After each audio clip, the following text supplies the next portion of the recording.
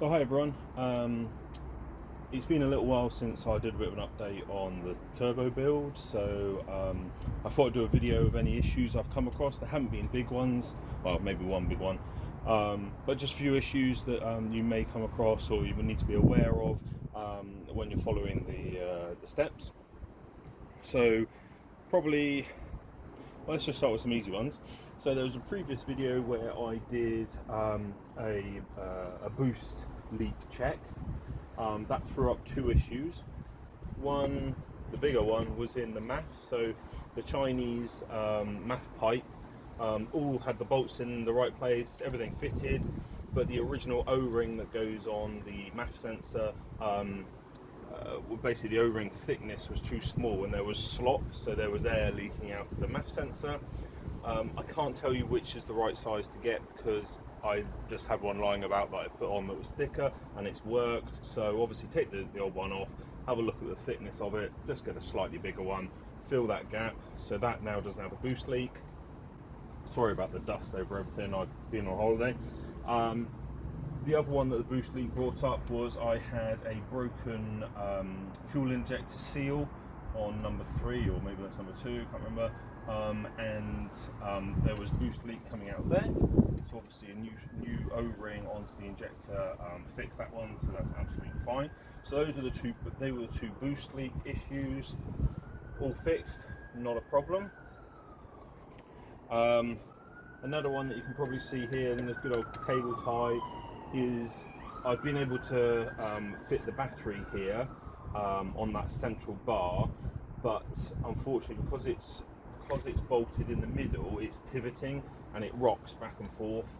So at the moment I've just cable tied around the expansion tank to stop the battery moving, but what I'm probably going to have to do is make up some brackets that go underneath the battery and stop it wobbling.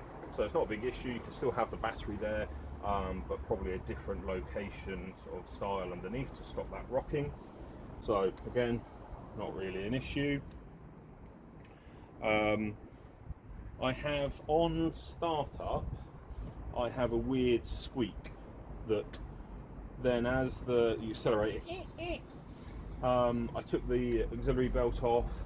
I was thinking it was because it sounded like it was something that was turning or something on startup. Took the auxiliary belt off, still had the issue. Figured around a few other things, trying a few other things, and then I started to think about, I googled about the exhaust clamp that's at the bottom, and it's one of the ones with the 2 springs and the donut type gasket. And when my downpipe had come back from the welder, the exhaust is meeting up, it isn't quite going in square, there is an angle, and I'm not happy about it, it needs to be fixed. But I think what's happening, and I googled, and it happens on some kind of like maybe Mitsubishi Shogun or something, they get a squeak from that joint. Don't know how it does, but slight movement on startup, because within a couple of minutes the squeak goes, and it's kind of like the exhaust gets hot, expands, and the squeak goes. So I've got a little bit of a squeak on startup, which is a little bit annoying. Sounds like an alternator belt, but isn't. So what I'm going to do is I'm going to get that fixed. Probably go out to one of my friends, hopefully, and maybe just cut the downpipe and put in some kind of, a bit like the pie-shaped bits, maybe a pie-shaped angle, just to get those two mating surfaces to be going in a much better position. The biggest one, and I don't know why I didn't really think about it, it seems a little bit obvious when you come back to it, but basically I was having that squeak on startup and I was trying to work out what it was, and I was going around and I was wobbling things trying to see what squeak is, and I pulled on this pipe really hard and I thought I could detect movement in the actual turbo, and I was like obviously a bit perplexed by that. And then what happens is, obviously, because this is all quite tight tolerances, the turbo is actually held quite snugly by these pipes. But once I disconnected these pipes, I was able to rock the turbo, and the turbo, I could see that the manifold wasn't moving, so the turbo was literally rocking on the exhaust manifold. So it's quite hard to see, so I took all the other bits off, and what I found was there's obviously there's four studs with nuts on the bottom, and this nut was missing. All three other studs were loose, and the whole turbo was just rocking. So obviously, you're obviously letting gases out or whatever. It was pretty bad. So I had put the studs into the turbo housing with stud lock, not really thinking about the heat. Never had a turbo before, not really thinking about the heat, and basically stud lock's a waste of time. So just heated up and disappeared, and the studs, they had the nut on the end, which was metal locker, but what's actually happened, obviously one of the nuts had gone. No, the nut and the stud had gone, so the whole stud and the nut, so the nut was still locked on the stud, but the stud had fallen out of the manifold, out of the housing, and disappeared. And the other ones, the lock nuts, were still on there, but it was the actual stud into the housing that's come loose and made it wobble. So I did a bit of Googling. One of the known Mazda places sells a supposedly high temp stud locking compound. It's very expensive, it's just under 30 quid for a tiny little bottle. I was tempted to go for that. I then spoke to my tuner, and he said he's tried it before and he hasn't found it's worked, so a bit of an issue.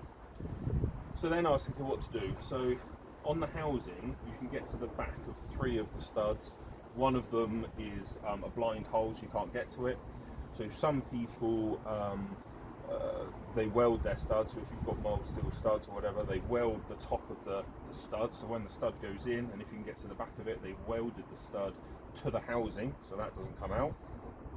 Obviously, I needed a different way around it for this, because obviously I had one blind hole. So all I thought really was to ping them. So by pinging, I mean getting a punch with a chiseled end, a little punch, round punch, and a hammer, and basically deforming the metal around the stud. So I've done it in two ways. So basically, I got when the stud comes through and I can get to the back of the end of the stud, what I've done is I've deformed the housing metal around it, so about 3 pings of the metal. So basically you're doing it just on the edge of the housing, you're hitting it with this punch, and the punch is pushing out the metal slightly and will stop the thread of the stud being able to get past, and therefore giving a physical lock to the stud.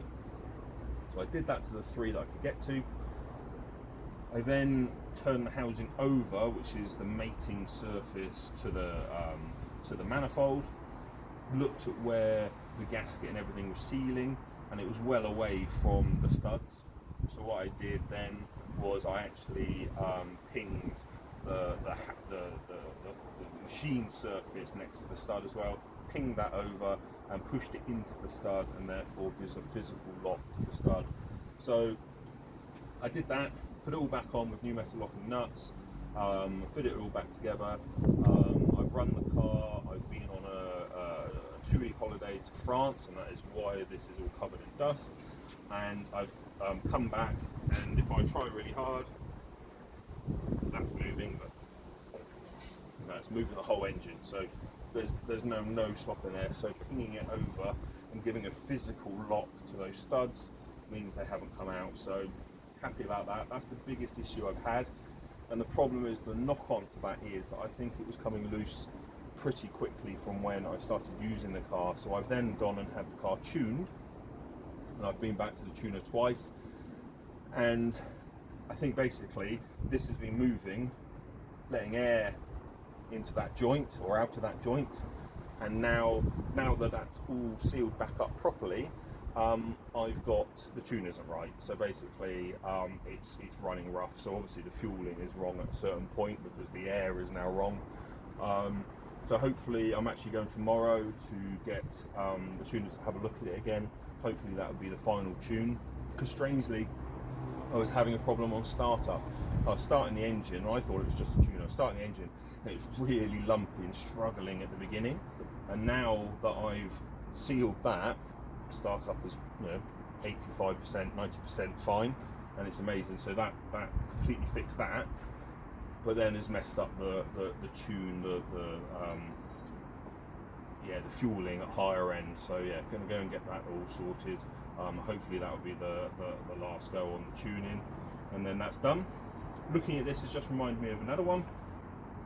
The only other little thing when I was trying to find boost leaks and stuff is this housing has quite, so if I put my finger there, that's where the housing pipe comes out with the knurled, you know, the end that the pipe goes over. And what I found was I had one of these thicker clamps. It wasn't clamping properly behind that lip, it was actually clamping onto that lip. So what I've done is I've got a narrower clamp there.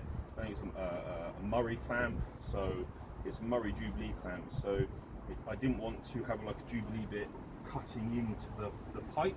So what it is a Murray clamp has a ring that goes all the way around on the inside, and then the Jubilee type bit on the outside. So when you're tightening it up, you've got a full metal part that's clamping onto the hose and it doesn't dig into it.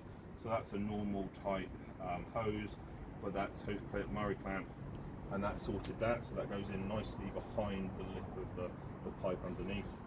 So as I was saying, there hasn't been any real big issues. Touch wood, I haven't broken down or anything like that. I was in 30-degree temperature while abroad and didn't have any overheating issues. Obviously this area gets really hot, but obviously I've put in quite a lot of heat management there, and yeah, it was fine. It didn't miss a beat on holiday, other than this slight fueling issue which is caused by my problem with the studs. So really happy. One other one, just to let you know. So if I go on to the other side, so someone in the comments in YouTube did point out that this is my purge hose that basically comes from the charcoal canister in the boot that had to be disconnected from here to here because I was using this as a vac source, and the purge valve wiring is used as the electronic boost controller. So basically this is the petrol gases from the petrol tank goes to the charcoal canister and then needs to vent. And I was venting it through this hole in the bulkhead into this compartment behind the engine bulkhead. And someone very quickly pointed out that is where the interior air for the cabin gets taken in from. So I was getting quite a lot of petrol vapors into the cabin. Obviously not particularly pleasant and not really what you'd want. So I was trying to think of ways around that, and I've actually just finished this morning. So what I got was actually I'll move the camera in a little bit and we'll have a look. So what I've done is obviously taken this hose off the purge valve, and then if you can see down there, yeah, there we go. What I've done is I've got an 8mm double-ended hose bulkhead fitting. I'll show a picture of it in the video, and I've taken off the wheel arch liner and I've been able to get to the back. There was a hole already in this part, and I've stuck that through with a washer. Unfortunately not a stainless washer, even though the hose fitting is stainless. Don't punish me, sorry. And then there's a screw that goes on the other side. I've been able to get my hand in there, and a 16mm socket, and I've done that up. So basically I'm now feeding this line, these gases out of the engine bay and into the wheel arch. So I think that's a much better way of getting rid of it, and the smells and stuff should be a lot better. So pretty happy with that. So yeah, like I said, happy with how it's gone. Pretty, it's been reliable. These are just teething issues, considering this is a proper DIY installation. Try to do it as best I can, but had to only have these issues. Yeah, I'm pretty stoked about it, to be honest. So yeah, that's catching you up on issues, and just look out for them, and everything's looking good. People ask for like performance figures and dyno figures.